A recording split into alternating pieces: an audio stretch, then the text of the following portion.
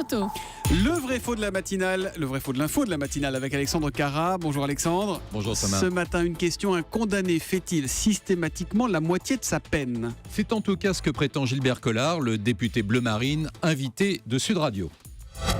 Quand un jury de cour d'assises condamne un individu à 15 ans de prison, les jurés ne savent pas qu'il ne va purger que 7 ans de prison.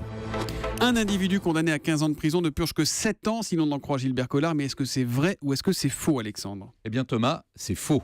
Certes, un détenu effectue rarement la totalité de sa condamnation, mais les sorties à mi-peine pour une personne condamnée à 15 ans de prison sont l'exception. Pour être précis, en cas de bonne conduite, les condamnés bénéficient de remise de peine. La première année, celle-ci est de 3 mois, puis les années suivantes de 2 mois. Alors revenons à notre exemple. Pour un individu condamné à 15 ans de prison, on arrive à une peine totale de 149 mois, soit 12 ans et 3 mois. Le détenu purge donc plus des 3/4 de sa peine et non la moitié, comme l'affirme M. Collard. Mais Alexandre, il existe des remises de peine supplémentaires, non ?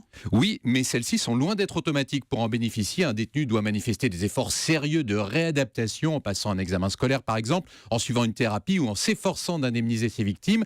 Et dans ce cas-là, la remise ne peut excéder 3 mois par année. Revenons à notre exemple. On était resté pour cet individu condamné à 15 ans à une peine effective de 12 ans et 3 mois. Si ce dernier bénéficie de la réduction maximale, son temps passé derrière les barreaux passe à 104 mois, soit 8 ans et 8 mois. C'est presque la moitié de la peine initiale, comme l'affirme Gilbert Collard, mais je le répète, c'est davantage l'exception que la règle. Mais alors pourquoi, Alexandre, cette idée reçue que souvent les condamnés peuvent être libérés à la moitié de leur peine ? Tout simplement parce que, outre les remises de peine, il y a la possibilité de la liberté conditionnelle. Les détenus ayant déjà effectué la moitié de leur peine peuvent bénéficier d'une sortie anticipée décidée par le juge, mais là encore, ce n'est pas la règle. Si l'on en croit un rapport de 2011, elle ne concerne que 15% des condamnés. Il n'y a donc rien de systématique, loin de là dans tout ça. C'est donc un faux pour Gilbert Collard, le député du Rassemblement Bleu Marine. Le vrai faux de l'info de la matinale, toute cette semaine avec Alexandre Carra à 7h40 sur Europe 1. Merci Alexandre et à demain. À demain.